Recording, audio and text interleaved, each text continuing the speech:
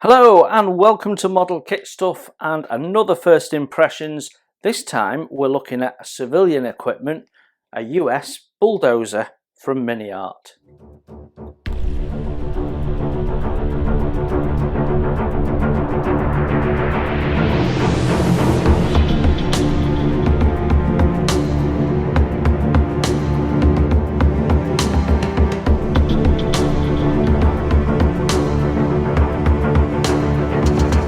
So this is the 1:35 scale US Bulldozer by Miniart, kit number 38022, part of their miniatures series. So this is a 2019 release of a 2015 military bulldozer tooling. So basically they added parts to it to be able to convert it from military use to civilian use. So you get quite a bit extra, as the military version doesn't have all this framework, it doesn't have a roof, and you've got all sorts of different bits in there. So you've got a proper hybrid kit. So the original main body, the tracks, the engine, 2015, probably the dozer blade as well, and then you've got a certain degree of additional stuff. So of all the dozer kits that they've released, this is probably the most complex, and for me, the best looking of the bunch. So the box tells us that we have an unassembled plastic model of one tractor, 3 jerry cans, photo etch and decals included. It's age 14 plus because of the photo etch. Has instructions in 3 languages on the box. As we look at the box ends, they just show a picture of the bulldozer lifted from the front, and then we get a profile.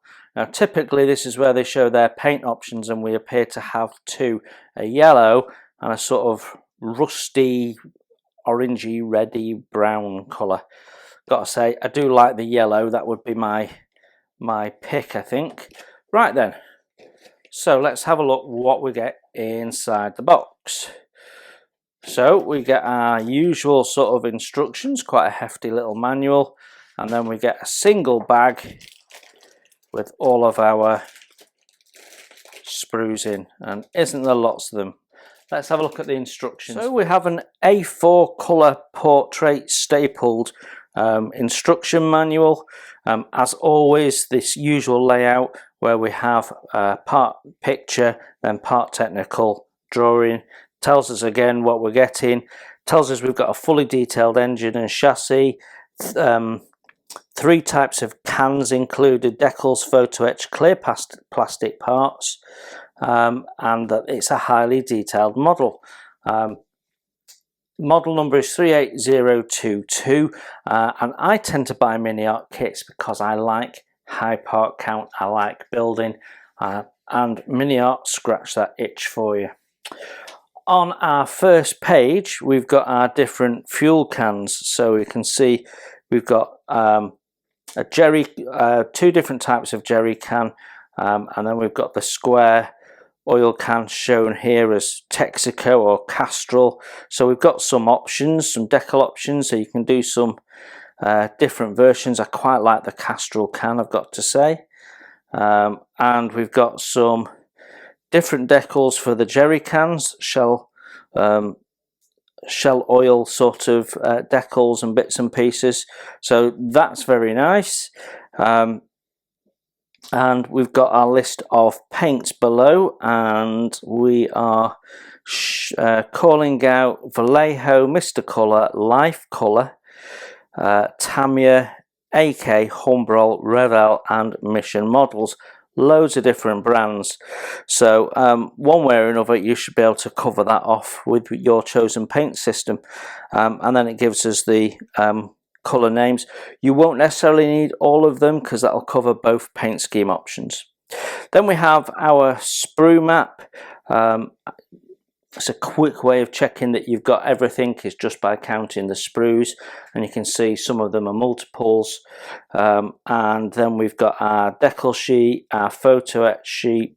Looks like we've got some cable to use, a steel cable as well, and our clear parts, which looks like lamp lenses. So let's flip over Oh, and at the top we've got our key, our assembly key. Watch out for that one. That means the parts aren't provided, scratch build it. Right then, let's flip over to step 1 and we start our build with the engine. So as always with a Miniart kit, lots and lots of parts, which means lots and lots of individual detail. So things that other manufacturers would mold into one, Miniart will do separately. Quite often that's because they've got other variants planned, but it's also to do with being able to mold the detail in the plastic accurately. So rather than molding a part and possibly losing some of the detail, they'll just break that down into more parts. So engine block going together, whatever that is that goes on the engine. And we can see another section of the engine assembly being put. So you've got a number of sub-assemblies, manifold going in, some form of motor. So I'm guessing there's a motor for driving it and a motor for powering the dozer blade. Don't really know, but that's what I imagine. All sorts of hoses and various different covers and things going on. What looks like possibly a battery. I don't really know what I'm looking at here, other than it's the engine, fan, timing belts, radiator. And all of that appears to be plastic. I'm not seeing any photo etching here at the moment, but it's so busy I could be missing it. But yeah, that looks really, really, really busy by the end of it, doesn't it? Blimey. Step 17, we're mounting the radiator onto the engine, and then there's another part of the engine going on the back there. All sorts of pipe work. We've got some decals going on, and we've got some colours being shouted out as we go, so that's handy. Yeah, and then it's little details like this that Miniart do really well. So these are the little supports that go from the radiator and hold the radiator in place. A lot of manufacturers wouldn't bother. They just wouldn't bother, thinking the engine was busy enough. But Miniart will always go that extra mile. I love that about them. Then we've got some box being built up, which has got parts inside of it, so I don't even think they'll be particularly visible, but that looks like the drive for the front drive sprockets, so I think that's the drive. Then we've got pedals being assembled and put in, and then the controls, and we've got our dials there being mounted on, more control levers. Step 28, we've got some structural pieces going in, bulkheads and the like, and then we've got some checker plate flooring going in. So it's almost being built like the real thing, isn't it? I bet the real thing's part count ain't much higher. Then you've got some suspension going in, some leaf spring suspension. I mean, look at how that gets built up. 1, 2, 3, 4, 5, 6, 7 parts on the leaf spring suspension there. And then there's some form of linkage being built there, and then we've got the protective covers for the underside and a little tow hook. Then we seem to be building another separate sub-assembly here, times 3, so we have to do 3 of those. Looks like idler wheels or something like that going in, some springs within springs.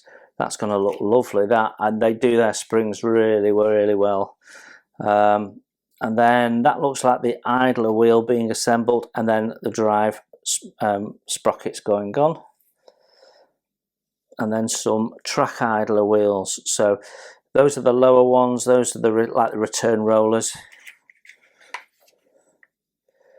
Then we're doing another 3 for the other side, same basic thing, and we've got to step 52 now, page 11, and we've got, looks like, is that the fuel tank maybe? I think that could be the fuel tank, which is also doubling as the seat. But is that the fuel tank behind the seat? It's all part of the same assembly, maybe. Then we've got, that's the exhaust, I think. Something like that, don't know. And then we're building some form of towing assembly at the back, and then mounting on our wheels.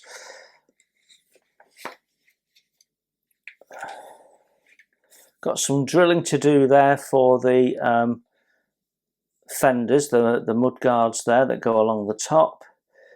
Not quite sure why, not clear why we've got to drill holes, but it's telling us to. Then there's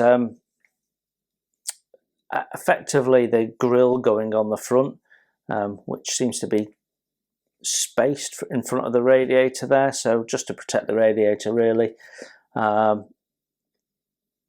Some form of air intake or exhaust or something, I'm not sure. That could be the air filter, that's the exhaust, I don't know. No idea what that is, but we're making it. And then there's some levers that are going in there as well. God, it's so busy. There's lots and lots going on here, isn't there? This seems to be some form of assembly for controlling that winch. Yeah. Then we're making up some lamps.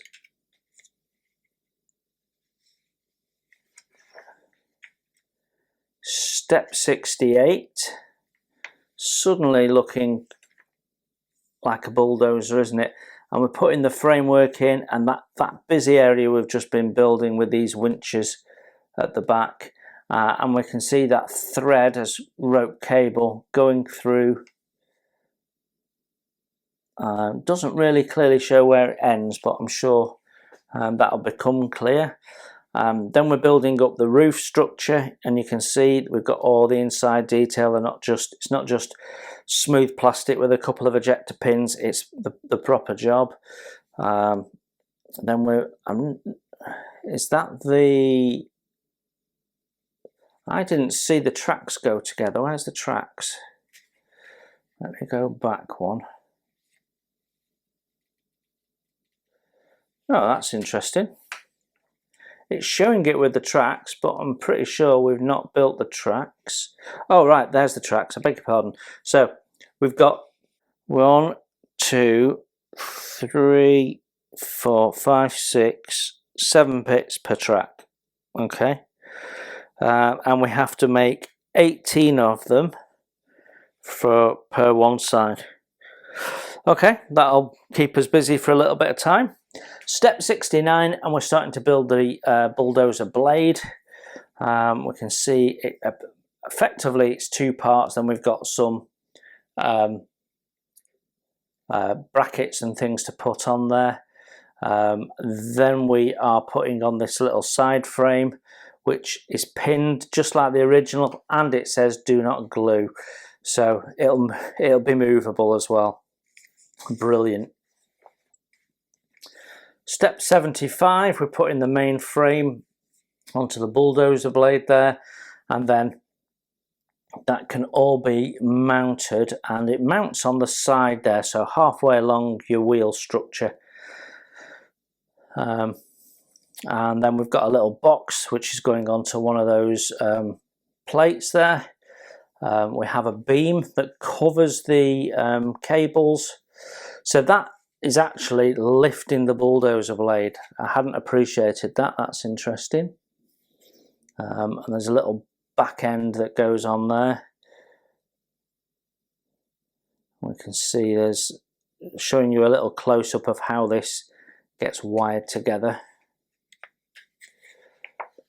And there you go. So 77 very busy steps. It should look quite good, shouldn't it? So paint options. It doesn't really explicitly tell you what the difference is. It's just giving you yellow or sort of a red. What colour are they actually calling out? Let's have a look. So 5 is, well, it just says red, but it's not just any red. It's like the red used on the tractor wheels of that rotavator I made. It's a sort of a faded, rusty red oxide colour. It's quite a nice colour actually, but I prefer the yellow. I think it lends itself to weathering and chipping and stuff, and it's just totally different. So yeah, that could be fun. Seem to have a decal there, road work. The lamps mounted on the top look really cool. And then on the back page we've got some pictures of the finished built model. Very nice indeed. Let's have a look at the decals. Right, so we have a packet with our decals in and our clear parts, and I think I want to separate these, to be honest, because I'm a bit concerned about the decal surface getting damaged. So we're just going to open that up. We'll take the clear plastic parts out, we'll come back to those. So the decals, we've got some dials, we've got markings for the actual vehicle, we've got maker's plate, and then some labels for the fuel cans, and then a sign, roadwork next something or other miles. So don't know what you're supposed to do with that, but anyway, it was hanging on the corner of one of the Bulldozer pictures, wasn't it? But yeah, they're fairly good. They don't feel too thick. They're usually made in the Ukraine, and they're not bad decals, to be honest. So they'll look good.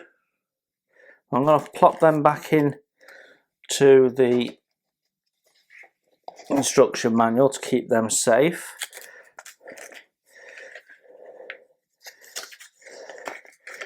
Then in our protective envelope we have the steel cable, which actually already comes in a sort of gunmetal grey type of cord anyway, so that actually looks quite good as it is, although perhaps a little bit shiny. I don't think that's too bad actually. I think many modelers would be happy to just use that as it is. So I'll put that back before I lose it. And then we have some photo etch, which unfortunately in my case is somewhat bent, but we'll be able to flatten it all out.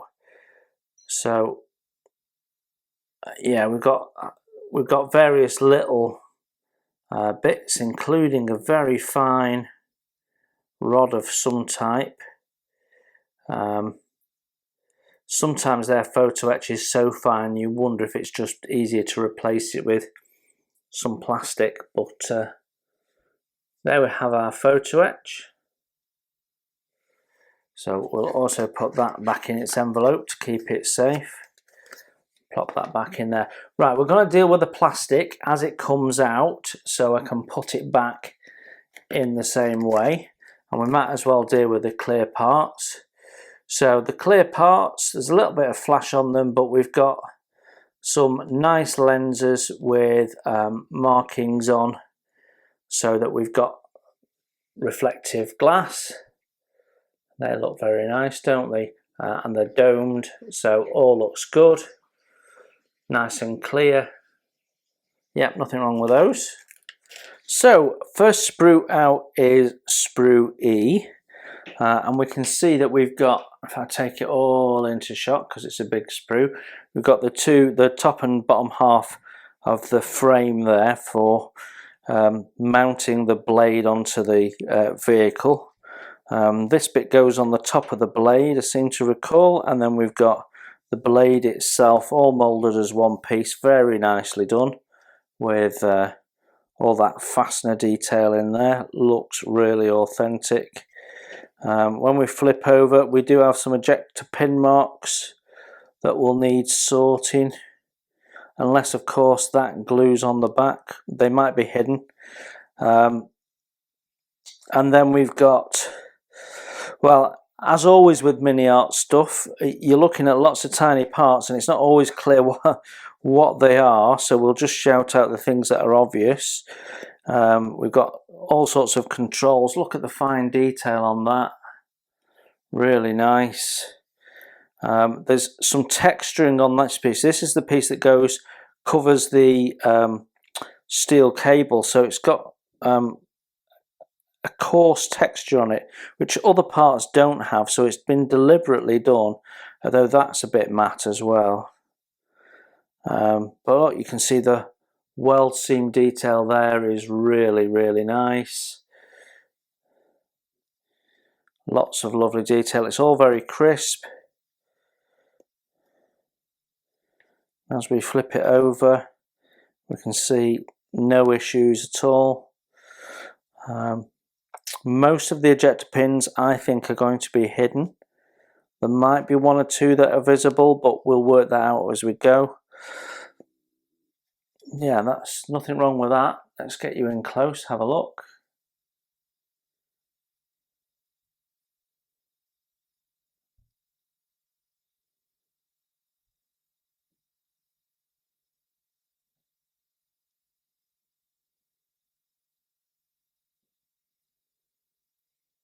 Our next sprue out is Sprue B. Again, it's another big sprue. We've got radiator parts. The plastic is really hard. It's like the new Airfix plastic. So it's really nice and hard. I like harder plastics personally. We've got the fan there, which is perhaps a little thick, but for most modelers it'll be fine. Though Edouard do a photo etch set for the original version, the US Army version, so much of that would cover some of this, so you get a replacement for that, for example, and you do get replacement blades. Some tiny ducting, it's all really nicely done, and yeah, lovely detail on there. You can see Caterpillar logo.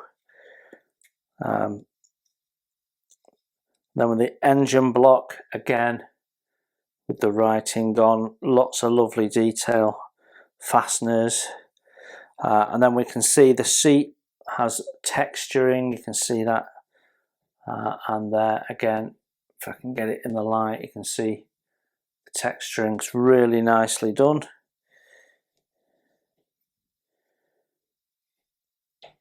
As is the detail on the springs there.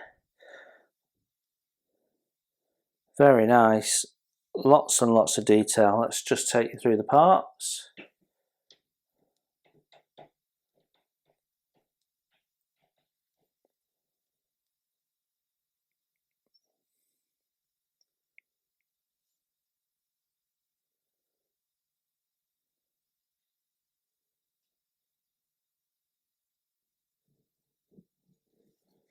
And flip it over, you can see the slide moulding there. Really nicely done.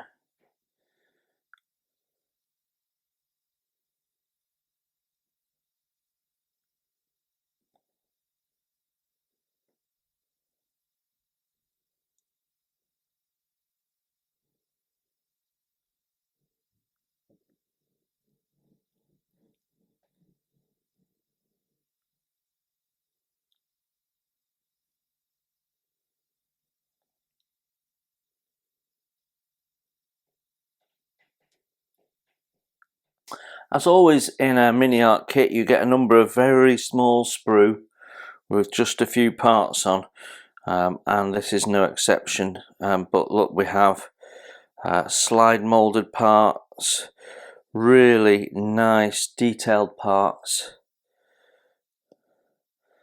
some form of wheel and a pin. I suspect we'll have more than one of these. Some very tiny parts on there. We have got a sprue with brackets on. Look how lovely the detail is.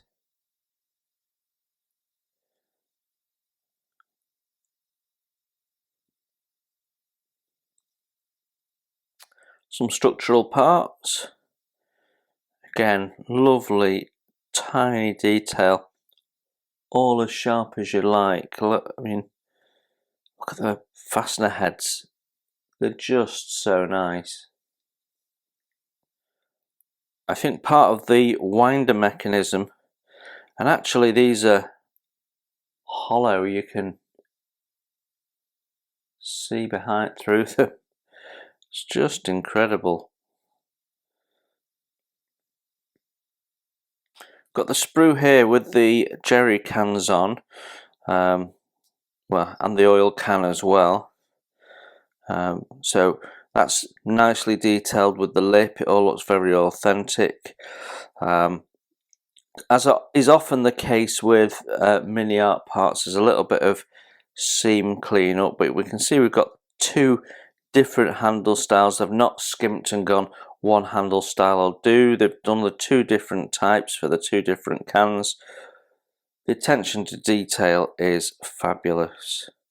And then we've got the tops there.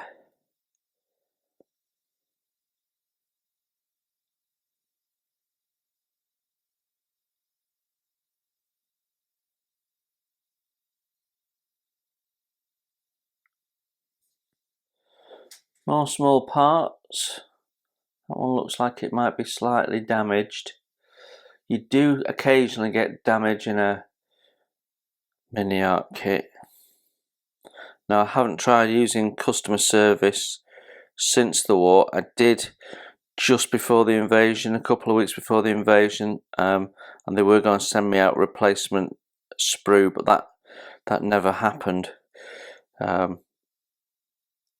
But I mean, that I can sort, we can replace or straighten. And there's lovely screw detail on that. Really nice. That's the pin for the towing hook. I tend to replace little things like that with a bit of wire. But it's all so nicely done. Some recognisable parts on here. We've got towing hook. We've got the covers that go underneath with nice bolt detail. I think that is the plate for the towing hook, so it's nice that they're sort of grouped together.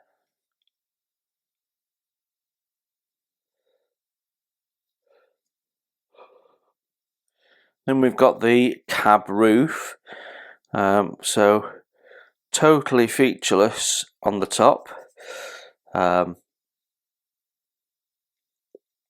but underneath we've got the ribs there. Now there's no other detail, there's no fastener detail or something, so you assume that that is just as it was. We do have some ejector pins there to just gently sand away, but it's, you know, a couple of swipes with the sanding stick and they're dealt with. They're raised, so no filling needed.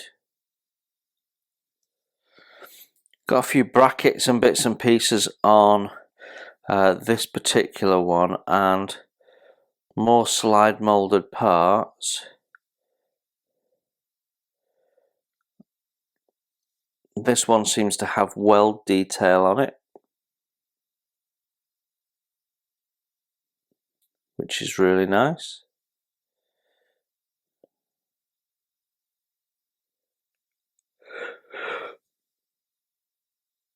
A number of these sprues have several of them included, so I'm just showing you the one. So there's two of these, for example, and that looks like the end piece for the roof to me. And we've got some fastener detail on there, and then these look like the corner posts. Again, we've got some nice detail on the post tops. Yeah, it's just a thing of beauty, a Miniart kit. I think much of this is to do with the winding gear on the back, but I'm not 100% sure, but I think those are at least. And there's two of them, and there's two of those, so I think they're all sort of related somehow.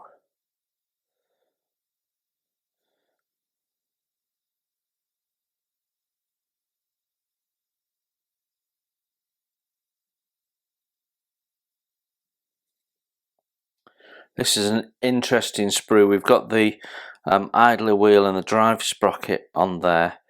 We can see there's a bit of flash on this one. It's the same on the other one. So, but look at the spring, the slide molded spring. Isn't that a thing of beauty? Absolutely lovely. Now this one then goes inside it. So cleverly done. Yeah, detail on the wheels is really nice. It looks heavy and industrial. And then look at that tiny handle. Really, really nice sprue.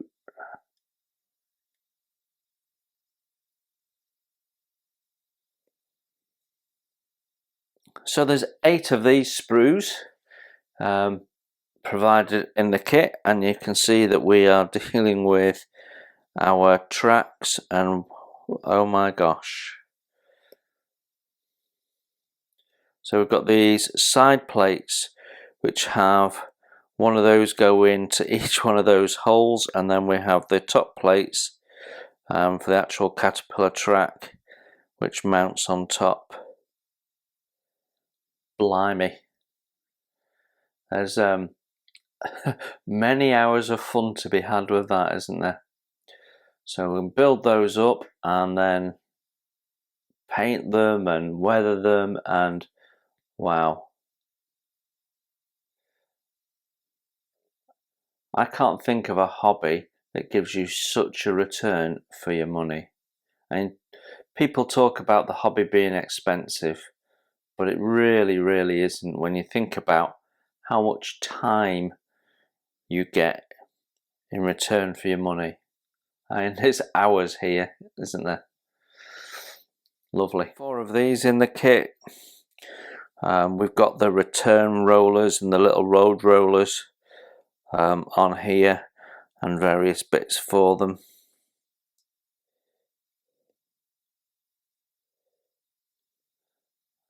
And the lamps there, which have got bulbs in, which is nice.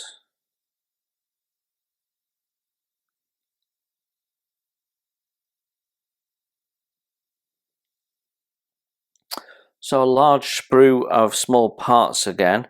A lot of this appears to be the engine to me. So let's just have a look at that.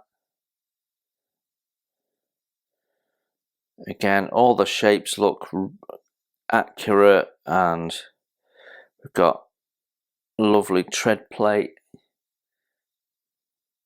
detail, really nice. Some very delicate controls, connecting rods and pipe work, all really, really delicate.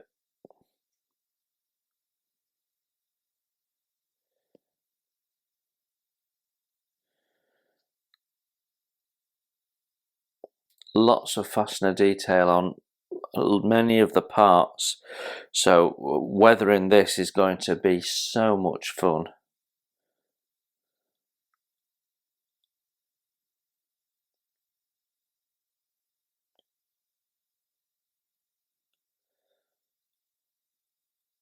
And removing some of these parts are going to be a little tricky because they are so very delicate. you'll definitely need to take your time and think a strategy for removing some of these parts. There are some things missing, so you need some little wires going from your spark plugs there. But in the main, I think everything is pretty much covered. You've got little wing nuts there.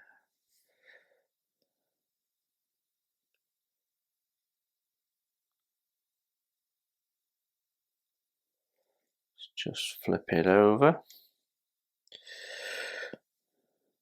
You can see got a lot of slide molded parts, so with open detail.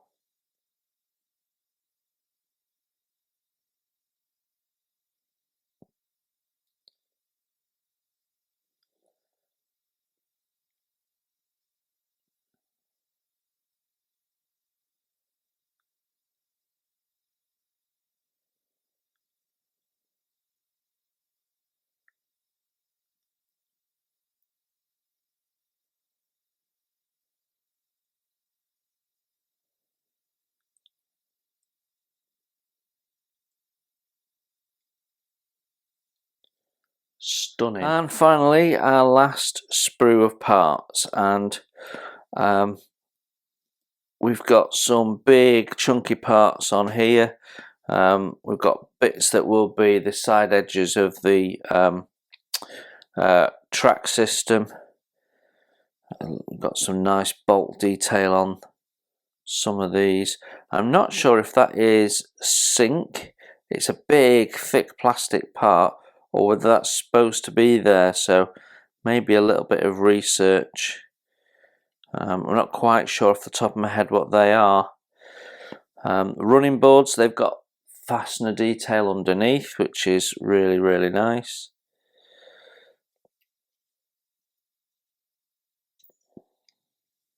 Transmission covers, loads of detail on those as well. Hex head bolts on the top there, all nicely depicted.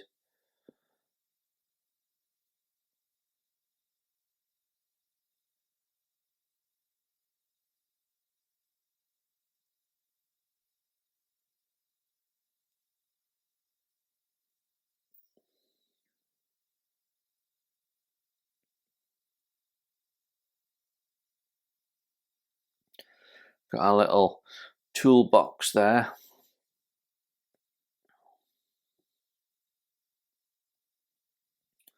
So there you have it, Miniart's 1:35 scale US bulldozer, based on their US Army bulldozer, but with extra parts to get it to the civilian use one.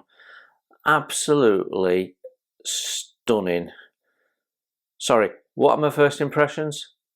Absolutely stunning. In the UK, this retails for around about £45.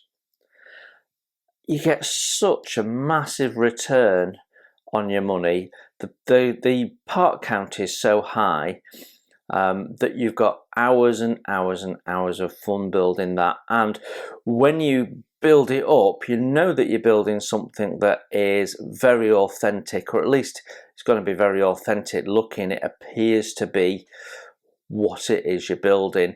Other than adding a few cables on the engine, I can't think of anything else you're going to want to add other than lots of time.